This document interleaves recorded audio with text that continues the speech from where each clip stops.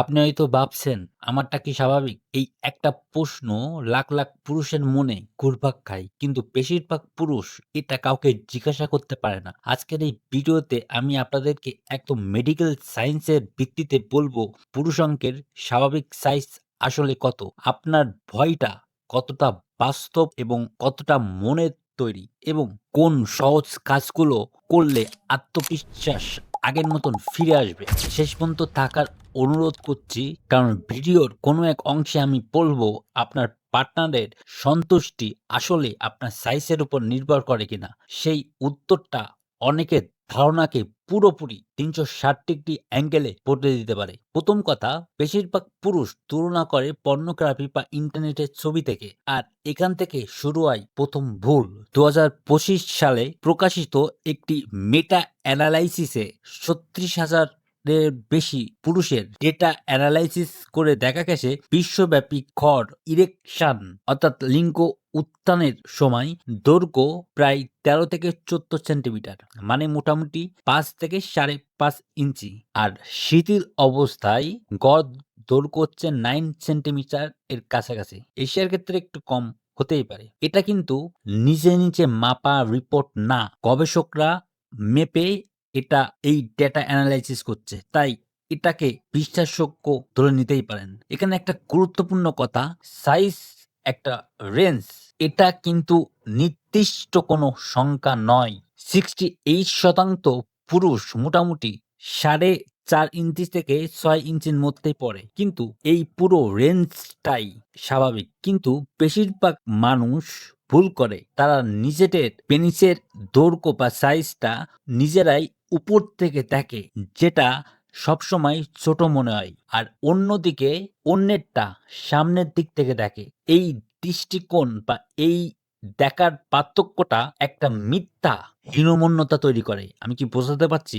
যদি না বোঝেন তাহলে অবশ্যই কমেন্ট করবেন। এই চ্যানেলে যদি আপনি নতুন হয়ে থাকেন তাহলে অবশ্যই চ্যানেলটাকে সাবস্ক্রাইব করে পাশে থাকা বেল আইকনটাকে প্রেস করবেন। কারণ এখানেই আপনি শুধুমাত্র বৈজ্ঞানিক প্রমাণ সহ মেডিকেল সায়েন্সের স্বাস্থ্য বিষয়ক টিপস পাবেন। তাই এখনই চ্যানেলটাকে সাবস্ক্রাইব করে রাখুন। এখন আসি আসল প্রশ্নে, কখন সত্যি চিকিৎসার প্রয়োজন বা চিকিৎসাগত সমস্যা। মেডিকেল সায়েন্সে একটা টার্ম আছে, সেটাকে বলা হয় মাইক্রোপেনিস। এখন মাইক্রোপেনিস বলতে বোঝায় যে যখন কোনো মানুষের পেনিসের দৈর্ঘ্য 7.5 সেন্টিমিটার বা ৩ ইঞ্চির কম, যেটাকে গড় রেঞ্জের মধ্যে ফেললে মোটামুটি স্ট্যান্ডার্ডের 2.5 এর নিচে আসে। এটি খুবই বিরল। গবেষণায় দেখা গেছে বিশ্বব্যাপী মাত্র 0.6% বা 0.6% পুরুষের এই সমস্যা থাকে। তার মানে যারা সাইজ নিয়ে চিন্তা করে তাদের বিপুল সংখ্যাগরিষ্ঠের সাইজ আসলে স্বাভাবিক রেঞ্জের মধ্যেই আছে। সম্প্রতি চলমান একটি গবেষণায় দেখা গেছে প্রায় 45% পুরুষ মনে করে তাদের সাইজ ছোট, অথচ বাস্তবে প্রায় গড় রেঞ্জে তারা স্বাভাবিক পর্যায়ে পড়ে।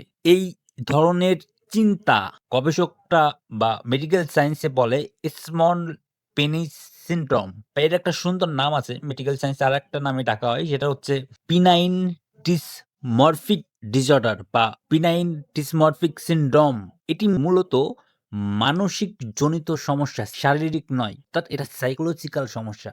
যদি এই চিন্তা আপনার দৈনন্দিন জীবনে সম্পর্কে বা আত্মবিশ্বাসে মারাত্মকভাবে প্রভাব ফেলে, তাহলে অবশ্যই একজন মানসিক স্বাস্থ্য বিশেষজ্ঞ দেখে নিবেন, অবশ্যই ডাক্তারের রেজিস্ট্রেশন নাম্বার জেনে। এখন আসি সেই অংশে যেটা অনেকে, ম্যাক্সিমাম পুরুষ জানেই না। সেটা হলো আপনার শরীরের ওজন কিন্তু দৃশ্যমান দৈর্ঘ্যকে সরাসরি প্রভাব ফেলে। পুরুষাঙ্গের গোড়ায় বা তলপেটে একটা চর্বির স্তর থাকে। এটাকে মেডিকেলি বলা হয় সুপ্রাফিভিক ফ্যাট। এটা নিয়ে আমি আগে অনেক ভিডিওতে আলোচনা করছি। প্রিভিয়াস ভিডিওগুলো দেখলে কনসেপ্ট আপনার ক্লিয়ার হয়ে যাবে। ওজন বাড়লে এই চর্বি বাড়ে আর পুরুষাঙ্গের নিচে এইটা ঢাকা পড়ে যায়। তাই উপর থেকে দেখলে নিচেরটা সবসময় ছোট মনে হয়। গবেষকদের মতে বা গবেষণায় দেখা গেছে, এই চর্বি কমানো গেলে বা এই চর্বি কমলে দৃশ্যমান দৈর্ঘ্য উল্লেখযোগ্যভাবে বেড়ে যায়, কোনো সার্জারি, কোনো ওষুধ ছাড়াই। বাংলাদেশের প্রেক্ষাপটে এটা বিশেষত প্রাসঙ্গিক, কারণ আমাদের দেশের ৩০ বছরের পর থেকে পেটের চর্বি জমতে শুরু করে। তাই এটা অত্যন্ত সাধারণ একটা সমস্যা। এখান থেকে মুক্তি পাওয়ার উপায় আমি অনেক ভিডিওতে বলছি। এখানে একটু সংক্ষেপে বলে দিই। অন্তত প্রতিদিন ৩০ মিনিট হাঁটবেন, ব্যায়াম করবেন, ভাতের পরিমাণ কমিয়ে দিবেন, ভাজা-পোড়া বা জাঙ্ক ফুড জাতীয় খাবার খাবেন না এবং রাতে হালকা খাবার খাবেন এবং অবশ্যই রাতের ঘুমটা যেন ভালো হয়। শুধু ৫ থেকে ৭ কেজি ওজন কমলে আপনি আপনার পার্থক্য নিজেই টের পাবেন। এমনটাই দাবি রাখে মেডিকেল সায়েন্স। কিন্তু শুধু ফ্যাট লস নয়, পেলভিক ফ্লো এক্সারসাইজ এখানে অনেক গুরুত্বপূর্ণ। এইটা নিয়ে আমি আগে অনেক ভিডিওতে কথা বলছি। ভিডিওগুলো দেখে নিলে আপনার কনসেপ্ট আরো বেশি ক্লিয়ার হয়ে যাবে। গবেষণায় প্রমাণিত হয়েছে যে পুরুষের pelvic flow muscle training, erectile function এবং যৌন সক্ষমতা উল্লেখযোগ্যভাবে উন্নতি ঘটায়।